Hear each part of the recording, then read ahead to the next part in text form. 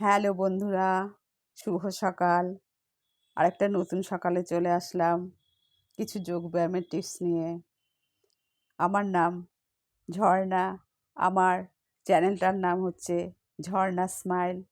আশা করি সকলে আমার চ্যানেলটা দেখবেন এবং আমার চ্যানেলটাকে সাবস্ক্রাইব করে দেবেন। ঠিক আছে বন্ধুরা, আজকে একটি স্পাইনাল কর্ড বা ব্যাক পেনের জন্য একটা আসন দেখাচ্ছি। এই আসনটার নাম হলো মার্জার আসন। এটার দুটো পোজ আছে। এই আসনটা সম্বন্ধে একটু বলে নিচ্ছি। এই আসনটা আমি মার্জার মানে পশু বিশ্রাম, বেড়ালের আসন। এটা আমি দুটো হাত সামনে, হাতের চেটোটা নিচে রাখবো এবং হাঁটুটা আমি ভাঁজ করব। করে আমি দু হাতের মাঝখানে মাথাটা যখন নেব তখন আমার বডিটা পুরো গোল হয়ে ব্যান্ড হয়ে যাবে। আবার মাথাটা যখন ওপরে উঠবে তখন আমার পেছনে কোমরটা নেমে যাবে। এতে স্পাইনাল কর্ডের ওপর একটা চাপ পড়বে। যাদের ব্যাক পেন আছে বা স্পাইনাল কর্ডের সমস্যা আছে তাদের এটা খুব সহজে রিলিফ হয় এবং আরাম পাওয়া যায়। এটা হলো এটার প্রথম পোজ। আর এটার দ্বিতীয় পোজ হলো পুরো হাঁটুটাকে যেমন আমি ভাঁজ করে রেখেছিলাম পুরো পেছন দিকে ছড়িয়ে দেব। ছড়িয়ে দিয়ে হাতের ওপর ভর রাখবো, হাঁটুর ওপর ভর রাখবো। রেখে আমি পুরো বডিটাকে ওপরের দিকে তুলে দেব এবং আমার চোখটা থাকবে আমার কপালের দিকে। এভাবে আমাকে মিনিমাম 10 সেকেন্ড থাকতে হবে। ঠিক আছে, আসনটা সম্বন্ধে একটু বলে নিলাম। এখন আমি আসনটা শুরু করছি। এই আসনটার নাম হলো মার্জার আসন। আমি হাত দুটো আমার সামনে দিয়ে দিলাম। হাঁটুর ওপর ভর করে আমি হাঁটু আর পা নিয়ে পশুদের মতন একটা পশু বিশ্রাম আসনের পোজ হয়ে গেল। এবার আমি আমার বডিটাকে গোল করে দেব। আমার দু হাতের মাঝখানে আমার মাথাটা চলে যাবে আর বডিটা পুরো গোল হয়ে যাবে, রাউন্ড পোর্শন হয়ে যাবে। শ্বাস নিতে নিতে আমি বডিটাকে টাইট করে কোমরটাকে পেছনে উঠিয়ে দেবো। 1 2 3 4 5 6 7 8 9 10। আস্তে আস্তে সাথে সাথে কোমরটা আমি নিচে নামিয়ে দেব। চোখটা আমার কপালের দিকে থাকবে, কোমরটা নিচে নেমে যাবে, স্পাইনাল কর্ডে একটা চাপ লাগবে। এখানেও আমি 10 সেকেন্ড কাউন্ট করব। 1 2 3 4 5 6 7 8 9 10। আবার চলে যাব শ্বাস ভরতে ভরতে। চলে আসলাম, বডিটা আমার রাউন্ড হয়ে গেল, পেছনে স্পাইনাল কর্ডটা। 1 2 3 4 5 6 7 8 9 10।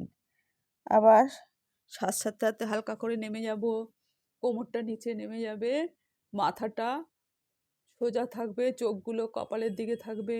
গলায় একটা টান পড়বে, এতে থাইরয়েডেরও কাজ হয় এবং কোমরের ব্যাক পেন, স্পাইনাল কর্ডেরও কাজ হয়। আবার শ্বাস ভরতে ভরতে নেমে আসবো নিচে। এখানে আমার বডিটাও ব্যান্ড হয়ে গেল, দু হাতের মাঝখানে মাথা চলে যাবে আর আমার থুতনিটা গলায় লেগে যাবে। এটা আমার থাইরয়েডেরও টনসিলেরও কাজ হচ্ছে একসঙ্গে। আবার শ্বাস হাতে হাতে নেমে যাব। এটা 5বার করলে ঠিকঠাক আছে, বেশিও করা যায়। এবার পাটা আমি পুরো ছড়িয়ে দেব পেছন দিকে। হাঁটুর ওপর আমি, হাতটা যেমন আছে তেমনই থাকবে, হাঁটুর ওপর আমি চাপ দেব। পা সোজা থাকবে, আমার পুরো বডিটা হাতের ওপর চলে আসলো আর পাটা পুরো সোজা থাকলো। এবার আমি শ্বাস নিতে নিতে আমার চোখগুলো কপালের দিকে থাকবে। 10 সেকেন্ড কাউন্ট করবো। 1 2 3 4 5 6 7 8 9 10। আবার শ্বাস আস্তে আস্তে হাঁটুর ওপরে চলে আসব। আবার শ্বাস নিতে নিতে নেমে যাব। 1 2 3 4 5 6 7 8 9 10। এতে আমার পায়ের নিচেও যেমন চাপ পড়ছে, স্পাইনাল কর্ডেও চাপ পড়ছে, নিচের লোয়ার অ্যাবডোমেনেও চাপ পড়ছে। একসঙ্গে যোগব্যায়ামে অনেক কাজ হয় বলা হয়েছে, সেরকম একসঙ্গে এটার অনেক রকম কাজই হয়ে যায়। আবার শ্বাস ভরতে ভরতে আমি উঠে যাব।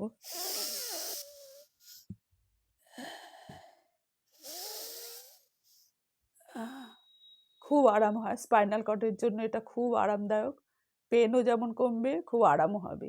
আর যাদের পেন না আছে তাদেরও লোয়ার অ্যাবডোমেনের কাজ হচ্ছে, লোয়ার অ্যাবডোমেনে চাপ পড়ছে, হাতের মাসলে, হাতের ওপরে জোর পড়ছে, একটা হাতের মাসেলগুলো শক্ত হচ্ছে এবং একসঙ্গে আমার গলায় থাইরয়েডেরও কাজ হচ্ছে।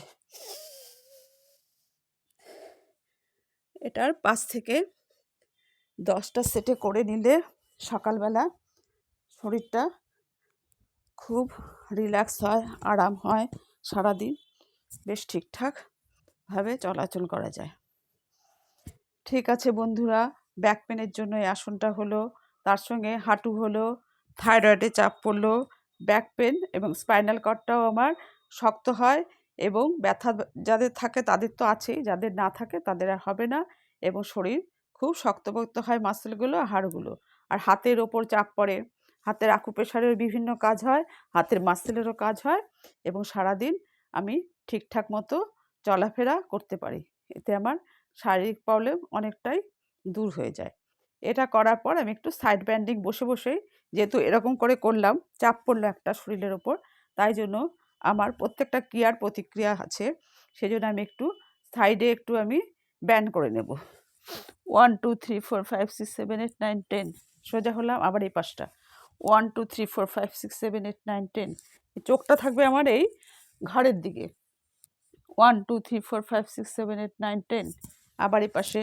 আর একটা হাত থাকবে আমার হাঁটুর ওপরে, আরেকটা হাত থাকবে পেছন দিকে, পেছনে একটা হাত চলে আসবে, পুরো বডিটাকে আমি টুইস্ট করে নেব। 1 2 3 4 5 6 7 8 9 10। শ্বাস ভরে নেব, শ্বাস ছাড়তে ছাড়তে চলে আসবো। এভাবে ওটা করার পর, প্রত্যেকটা ব্যায়াম করার পরই কিছু কিছু শারীরিক এক্সারসাইজ আছে যেগুলো করলে অন্য আর কোনো সমস্যা হয় না।